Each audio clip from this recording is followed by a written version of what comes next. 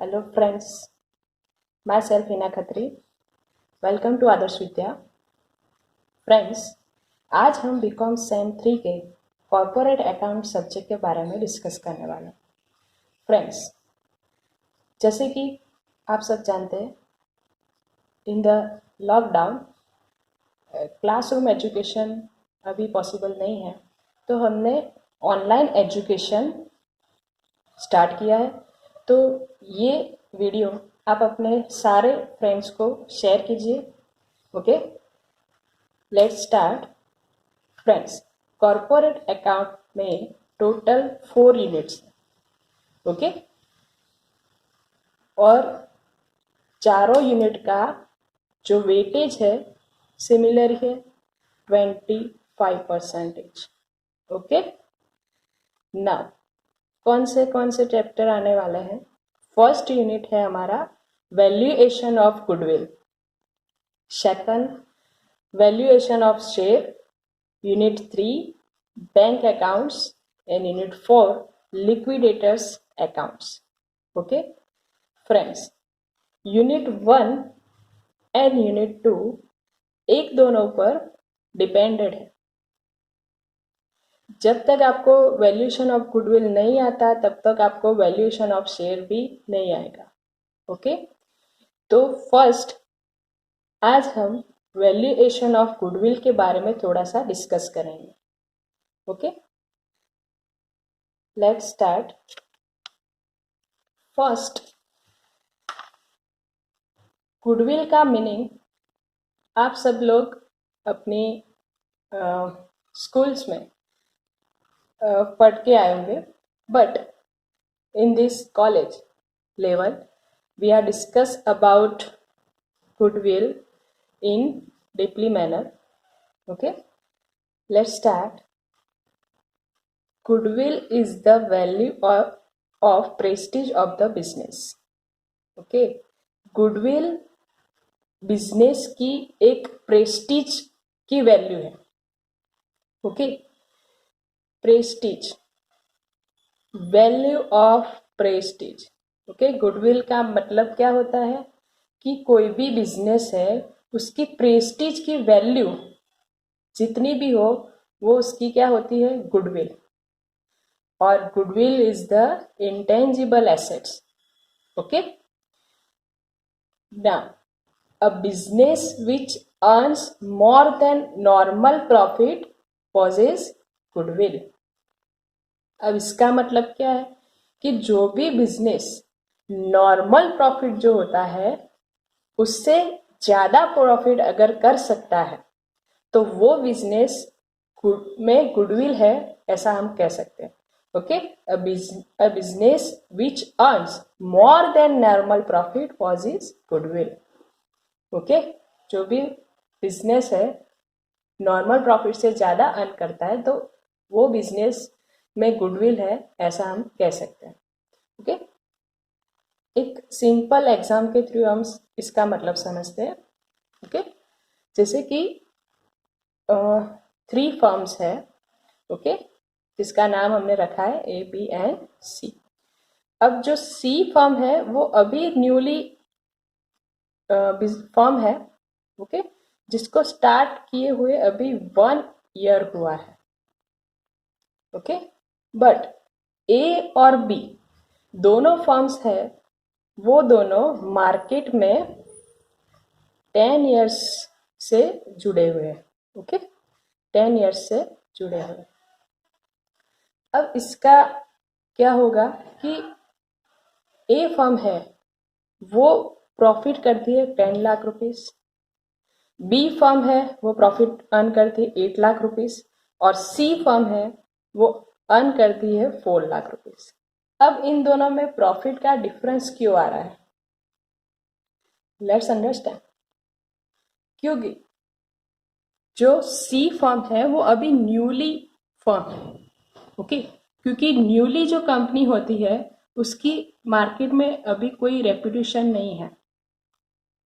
Okay, उसके कोई fix customers नहीं है. ओके, बट ये जो दोनों ओल्ड फर्म है, ओके, जो मार्केट में 10 ईयर्स है से है तो उनका क्या होगा कि एक मार्केट में रेपुटेशन होगा, ओके, मार्केट में अपनी एक प्रेस्टीज होगी। तो इससे क्या होगा कि उनके जो फिक्स कुछ कस्टमर्स उनके होंगे ही। इससे क्या होता है कि वो मार्केट में अपनी एक प्रेस्टीज बना के रखती है, अपनी एक ब्रांड बना के रखती है, जिसका फायदा उनको मिलता है। तो वैसे तो देखा जाए कि न्यू फर्म जो भी अर्न करती है प्रॉफिट, वो नॉर्मल प्रॉफिट है 4 लाख रुपीज। बट ये जो फर्म है, एक फर्म 10 लाख रुपीज अर्न करती है प्रॉफिट, दूसरी फर्म 8 लाख रुपीज अर्न करती है, तो इनसे नॉर्मल प्रॉफिट से ज्यादा अगर अर्न करती है तो ये डिफरेंस क्यों आ रहा है?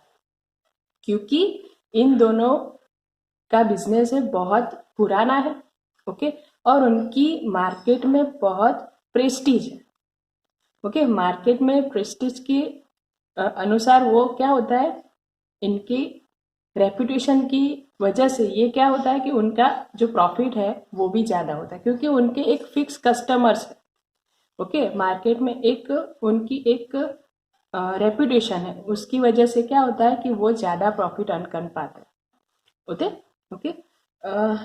नाउ एक और एग्जांपल ले लेते हैं हम। मान लो कि ए कंपनी का बिजनेस कोई डी कंपनी परचेस करना चाहती है, ओके। अब देखा जाए कि ए कंपनी की नेट एसेट्स, ओके, एक डी जो कंपनी है वो ए का बिजनेस परचेस करना चाहती है, ओके, और उसकी अमाउंट वो लगाती है 50 लाख रुपीज, ओके। अब देखा जाए तो ए की नेट एसेट 30 लाख रुपीज है, ओके। नेट एसेट उसकी 30 लाख रुपीज है, पर डी उसको 50 लाख रुपए दे रही है। क्यों? क्योंकि ए जो है पिछले सालों से, पिछले 10 सालों से मार्केट में है, उसके नाम की एक रेपुटेशन है। अब उसका फायदा किसको मिलेगा? डी को, क्योंकि डी जो 20 लाख रुपीज ज्यादा दे रही है वो ऐसे ही कोई नहीं दे सकता, ओके। उसके पीछे कोई रीजन होगा। ए ने जो अपनी मार्केट में एक प्रेस्टीज बनाई है, उसका फायदा अब फ्यूचर में किसको मिलने वाला है? डी को, ओके। क्यों? क्योंकि इसने अपना नाम बनाने में बहुत मेहनत की है, बराबर 10 इयर्स उसको लग गए। अब क्या होगा कि उसकी नेट एसेट्स तो 30 लाख रुपीज है, बट उसने डी ने उसको अमाउंट कितनी दी है? 50 लाख रुपीज। क्यों? क्योंकि 20 लाख रुपीज जो वो ज्यादा दे रहा है वो किस वजह से दे रहा है? उसकी गुडविल की वजह से, ओके। उसकी गुडविल, उसकी प्रेस्टीज की वजह से उसको 20 लाख रुपीज ज्यादा मिल रहे हैं, ओके। क्योंकि कोई भी कारण के बिना कोई भी फर्म उसको ज्यादा पेमेंट नहीं कर सकती। अब इसका फायदा डी को क्या होगा कि ए जो है पिछले कई सालों से प्रॉफिट करती आ रही है, उसका नाम है, उसकी प्रेस्टीज है मार्केट में, ओके, उसके फिक्स कस्टमर है, तो उसका फायदा अब क्या किसको मिलेगा? डी को, ओके। डी अब जब फ्यूचर में इसका बिजनेस परचेस कर लेंगे तो उसका फायदा डी को मिलेगा। अब फ्यूचर में जो भी प्रॉफिट होगा वो किसका होगा? डी का, क्योंकि पिछले कई सालों से जो कंपनी प्रॉफिट करती आ रही है, तो अब नेक्स्ट ईयर जो आएगा, ओके, नेक्स्ट जो भी ईयर आएंगे तो उसका जो भी प्रॉफिट होगा तो वो किसको मिलने वाला है? डी को, ओके। तो एक सिंपल एग्जाम्पल है कि गुडविल क्या होता है? Goodwill is the value of Prestige of the business, okay. एक प्रेस्टीज कंपनी की जो प्रेस्टीज है उसकी वैल्यू जो होती है उसको क्या बोलते हैं? गुडविल, ओके ना। अब इस चैप्टर में हमें वैल्यू निकालनी होती है गुडविल की। अब उस वैल्यू की बहुत सारी मेथड्स है। अब इन मेथड्स के बारे में हम डिस्कस करते हैं, ओके। तो हमारे सिलेबस में टोटल 4 मेथड्स है, okay, methods of valuation of goodwill, okay. First method है एवरेज प्रॉफिट मेथड, ओके, और उसमें 2 मेथड्स है, simple average method and weighted average method. Okay. Second, capitalisation of average profit method. Third, super profit method. And fourth is annuity method. Okay friends, आज हमने goodwill का मतलब देखा है। Okay, what is the meaning of goodwill. अब जो next lecture होगा उसमें हम वन बाय वन जो भी मेथड्स है उसके बारे में डिस्कस करेंगे। ओके, फर्स्ट जो एवरेज प्रॉफिट मेथड है उनके बारे में आपने सुना भी होगा, आपने पढ़ा भी होगा स्कूल में। ओके, अब ये जो कॉलेज लेवल है तो उसमें आपको थोड़ा सा डीपली इसके जो सम आएंगे। ओके, तो वन बाय वन एक एक मेथड हम नेक्स्ट लेक्चर में डिस्कस करेंगे। Okay, thank you so much.